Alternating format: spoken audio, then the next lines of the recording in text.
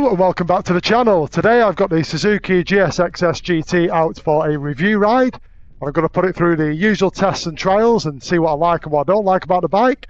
I'm also going to meet up with an owner of one of these bikes later in the video, so if you want to find out what their thoughts are on long-term ownership, make sure you stick around and stay tuned for that.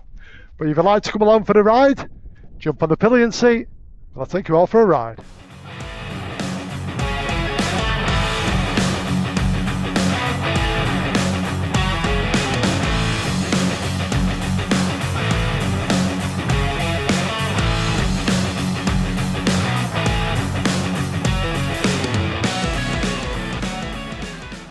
The engine is a 99cc inline 4 with 150 brake horsepower and 106 Newton meters of torque. The gearbox is a 6-speed manual and it comes with an auto blipper and a quick shifter. The exhaust is a 4x2x1 system.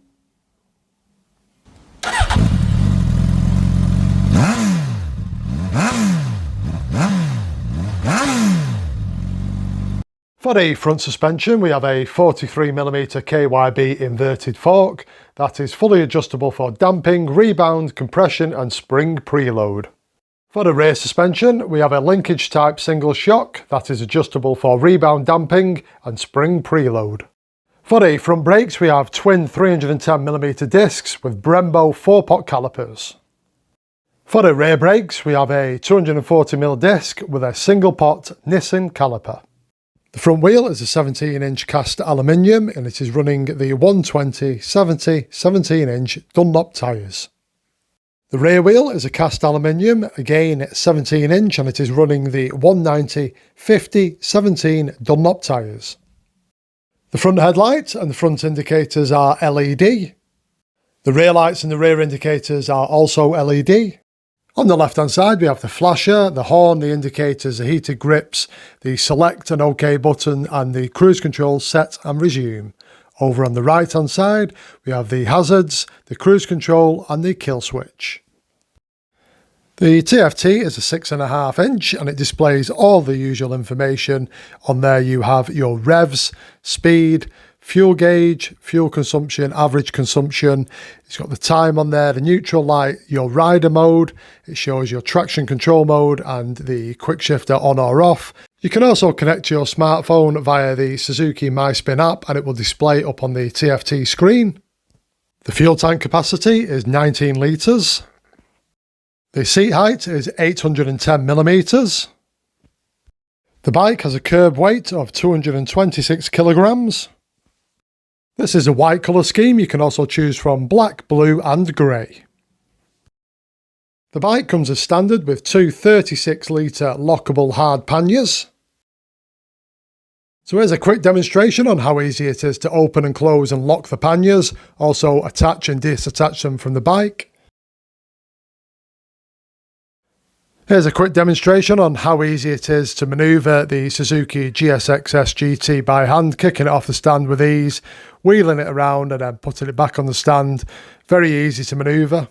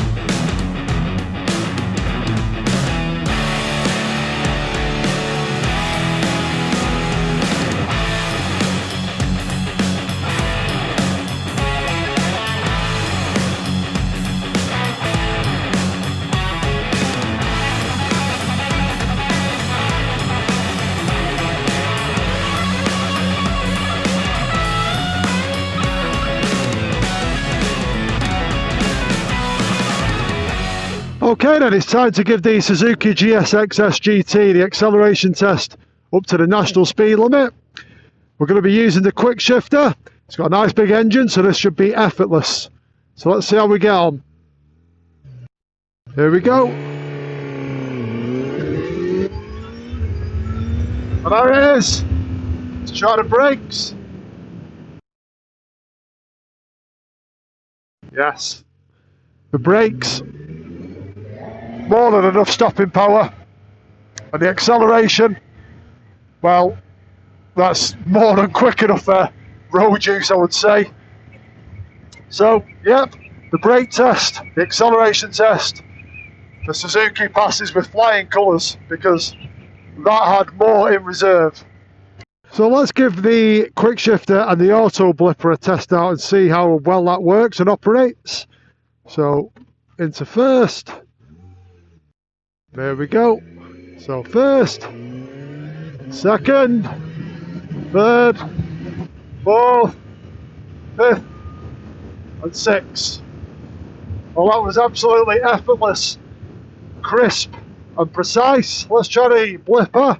So fifth, fourth, third, second, and all the way down to first. Again, absolutely crisp, precise, smooth, no clunkiness, and a joy to use and operate.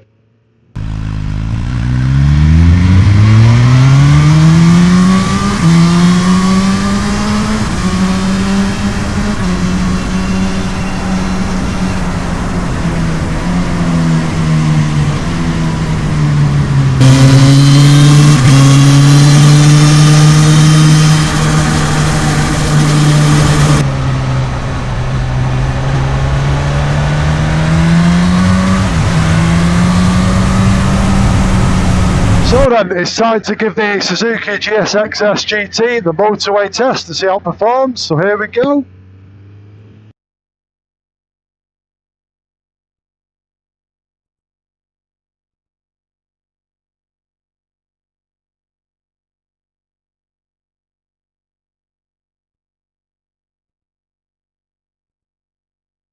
Whoa! Getting up to motorway speed. There's no issue whatsoever. The screen at the front is providing quite a lot of protection. It is actually blowing the wind up. I'm feeling it around here, just around the top of the chest area.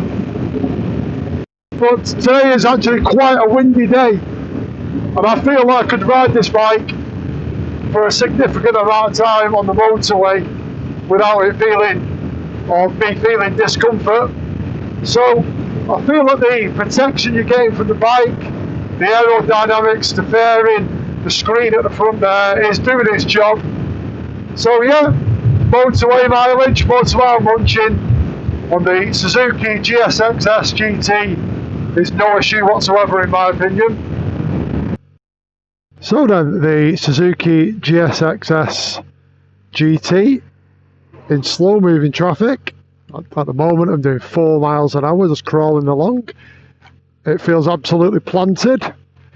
Doesn't feel like you're wavering around or anything like that. It feels nice and easy to control. So that's definitely a positive. I like the clutch, the bite on the clutch. It's very, very close to the bar. So I find that very easy then to handle and control the bike, bring in and out the power.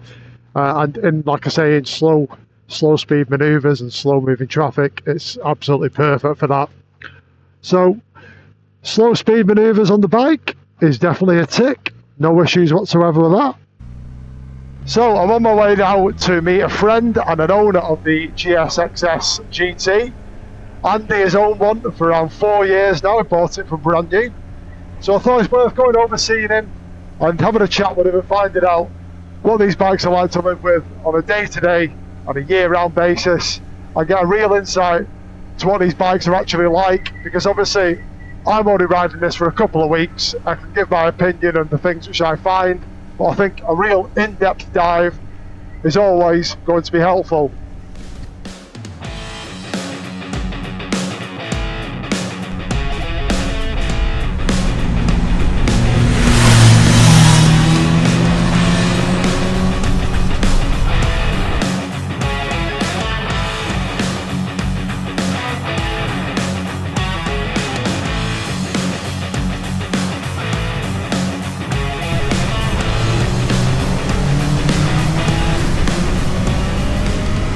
So I'm here with Andy, who I know from doing some ride outs in and around Manchester, and he is an owner of one of these absolutely lovely GSX-S GT motorcycles. And I just wanted to get the perspective of an owner to find out what these motorcycles are like to live with on a day-to-day and a year-round basis. So I had a chat with Andy, and he kindly agreed to come out and do a bit of a ride with me and have a chat about the bike. So what was it that first made you interested in the Suzuki GSX-S, and what made you want to purchase one, Andy? Started at the bike show in Manchester a few years ago. Colour, style, just loved the look of it. Yeah. I thought that's something I haven't seen before. Sat on it, I thought, my height, being a vertically challenged person.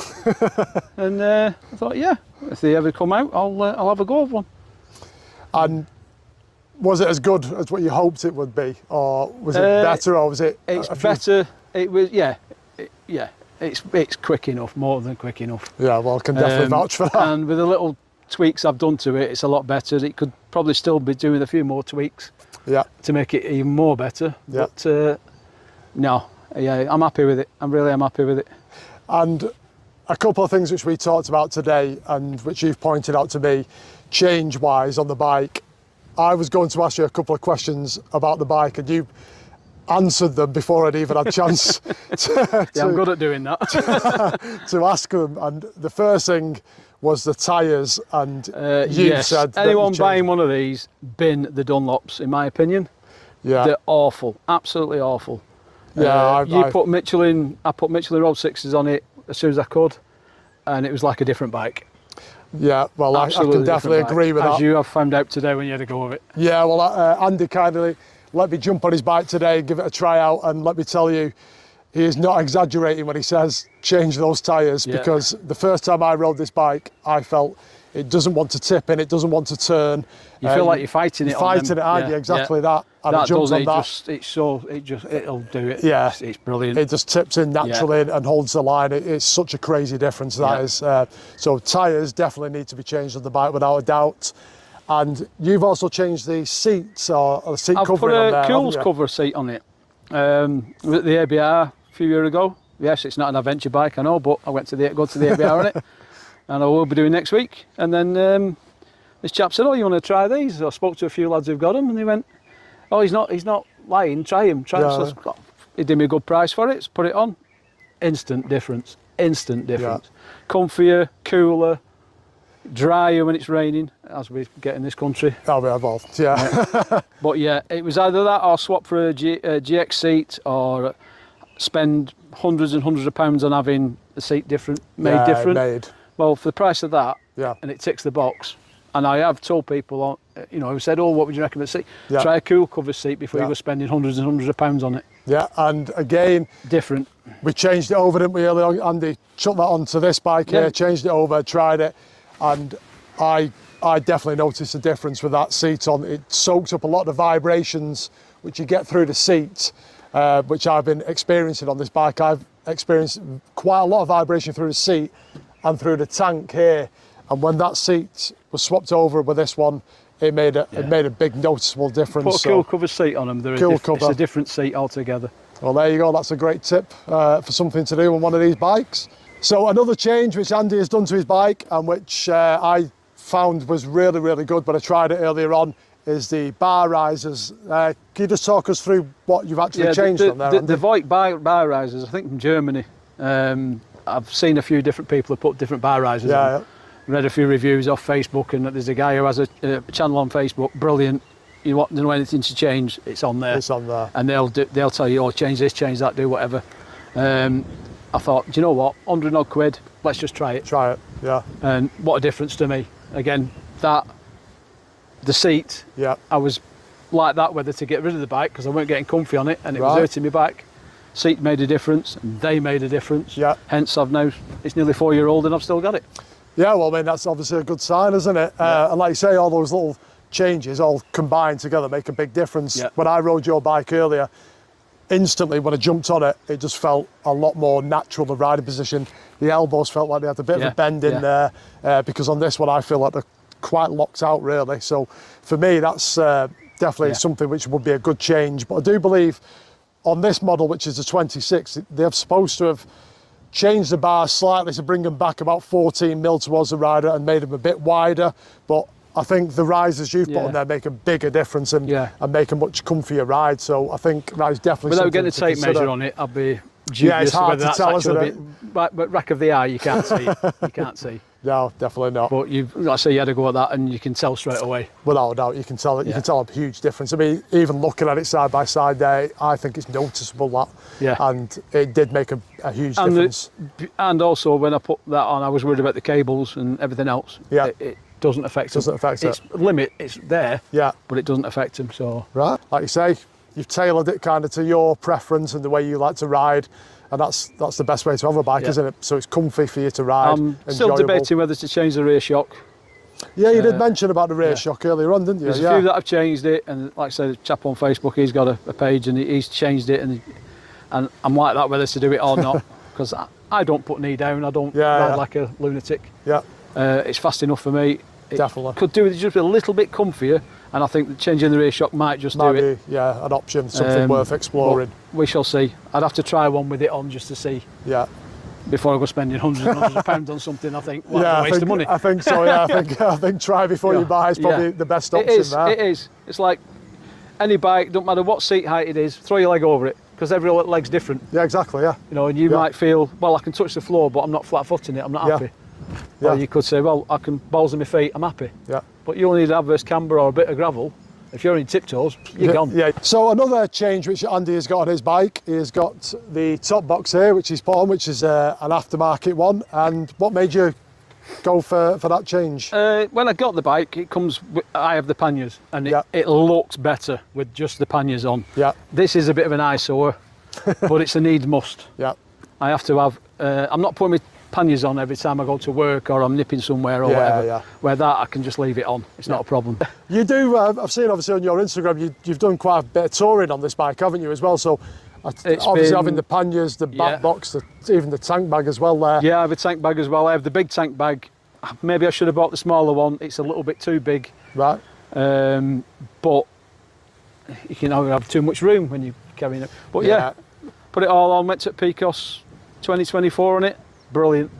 So you would recommend this bike for doing tours on? Lovely smooth tarmac roads, fantastic. Get a bit of rough road and stuff like that, not so good. As some lads will tell you when we've been out places like, where's Andy? Oh, he's right at the back. He's taking his time because that road's a bit rough. But yeah, no, it's brilliant. It is good for that. But with the panniers and that, and I've been, like I said, I've been Picos on it, Scotland, Wales, Ireland. Ireland, didn't you? Yeah. Yeah, that was great. I did Scotland last year. And we met with some lads up there, went up with a few YouTubers, and we finished up down a forest trail. Oh, this bike. On that, Road 6s, and the guy who was leading said, oh, you're all right, you're on Michelin Road 6s. I went, yeah, but I'm on a road bike, sports road bike. I know it's a sports tourer, but it's more towards a sports bike, really. And he said, oh, you'll be fine, and we get on this trail, and it was a 10 mile an hour speed limit, this forest trail. It was raining, it was horrible. Weather-wise, and even lads on GS's were stopping and going, no, keep going. After you. And then I just said to Graham, I said, how long is this trail? He said, oh, it's only 7 mile. Right, okay, you didn't tell me that at the beginning. But no. It's nice to know that it's capable of doing something like that as well. Like you say, it can mile munch, it can do all the tours, you can commute on it, going to work. I'm not quite decided to put knobblies on it yet at the ABR festival. I might not bother with that one. For the Bog of Doom or something there? Bog of Doom, not a chance. Yeah, I don't think I'll be taking my chances going through that either. But some of the fields and stuff, yeah, it's no problem. One thing which Suzuki have changed on the GSX-S is the heated grips now, I believe, come as standard. But when you bought your bike back in 22, was it? Yeah, it didn't come 22. As standard then, did they? No, they didn't. They were 500 quid plus VAT. Plus fitting, sorry, not VAT. Oh, God. And I'm like, no. Yeah, that's... Not a chance. And then September, October, I think it was December time, January time, they said, oh, we'll do a limited time where you can have free heated grips fitted any bike you bought. I thought, why don't you do that? Why don't they? It's a sports tourer. It should come as standard. It should be on the standard, shouldn't it? A sports tourer, you're going to buy one of these bikes to really do miles on, so it needs to have things were all commented on at the time when they brought it. Why have you done this? Why haven't we done that? And we get it, Suzuki. It all keeps the cost down. But there's things like, as you found out with the tyres, if you'd have put Michelin's on to start with, you're going to have some people, I think, who'll go, wow. Now, if somebody test rode that and then test rode that, you'd be like, well, I'm not having that. I completely agree. I mean, jumping off that, which is a brand new bike, onto yours, just with those tyres changed and even the seat there and the risers. It's probably not just Suzuki bikes. It's huge. It's probably a lot of other manufacturers, when you put a decent set of tyres on them, it changes the bike. Yeah, I mean, it's not just obviously Suzuki related, I had a 650 before this, and that came with the OEM tyres. Yeah. And when I put Michelin Road 4s, I think it was on that, that transformed that bike. Yeah. It's surprising. I mean, it's one of the first times I've really noticed a difference in tyre quality was riding your bike today. Yeah. Like I say, I set off, the first bend I tipped into, same amount of force as what I'd used on that bike, and your bike just tipped in, held the line, whereas that one with those Dunlops on, you tip in, you get to about, I don't know, 30 degrees, and it kind of just stalls and sits there, then you have to really yank it to turn it in, and it doesn't inspire any confidence, whereas that felt a lot more like a sports bike, and as you would expect it to feel. Nimble, quick turns, tips in, I know nice. some people have bought them before they've even actually turned a wheel, they've had the tyres changed. Yeah. And because they've already tried them and know, I don't want them. Yeah, I think that's an absolute given and a must to do. I would change those tyres out instantly before even doing any miles on it. Even if they're brand new, I'll just get rid of them, put some decent rubber on there. So I asked Andy earlier on, because he's owned this bike obviously since new, and he's owned it now for about 4.5 years, is it, something like that? It's 4 years in September.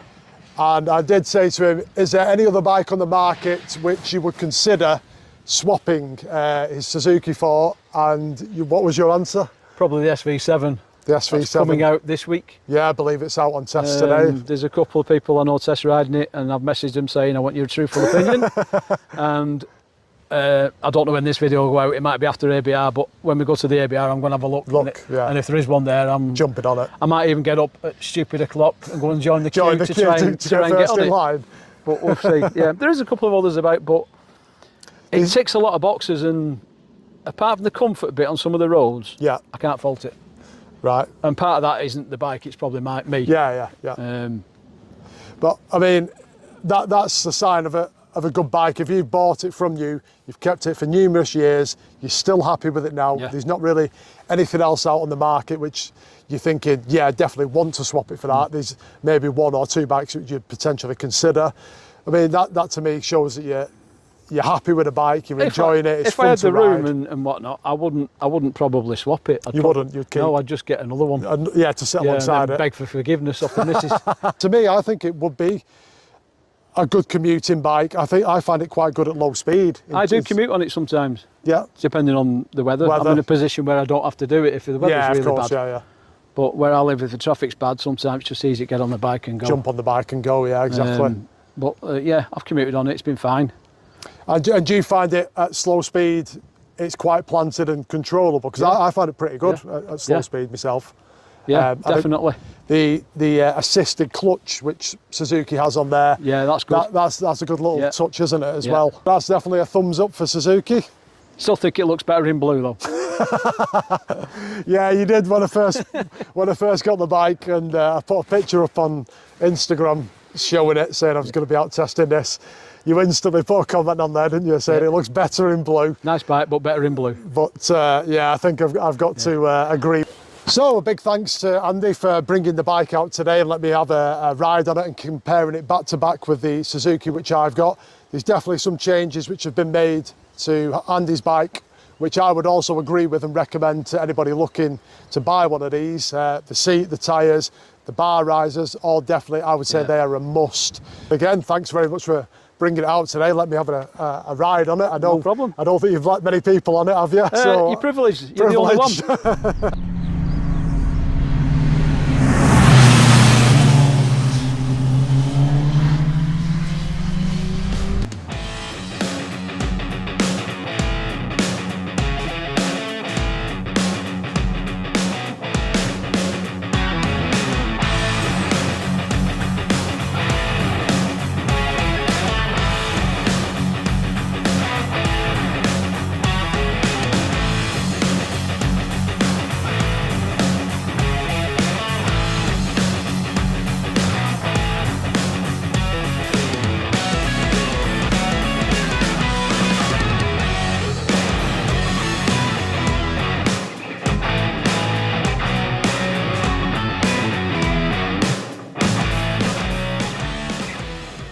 So then, the Suzuki GSX-S GT. I had a good chat with Andy earlier and got his perspectives and experiences with these bikes and what it's like to own one.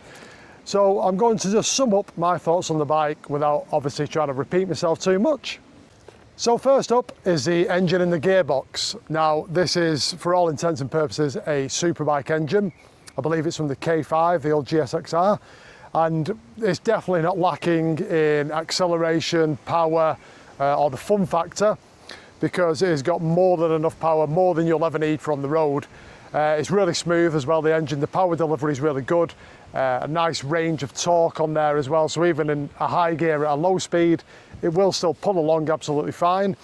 The gearbox, well, that has to be one of the better ones which I've ridden on a modern bike. The quick shifter and the auto blipper both work seamlessly. Up the box, down the box, no false neutrals, a positive change, silky smooth. So the engine and the gearbox are definitely two big pluses for this bike.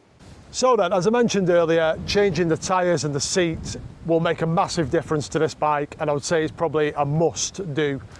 But one thing which I thought was worth noting and mentioning is with the stock tyres on it, the Dunlops, whilst riding, you tip into the corner, and as I said earlier, it would kind of get to a certain lean angle and then it would kind of stall. You'd have to then put another heave into the bars to get it to tip in that final bit and turn the corner.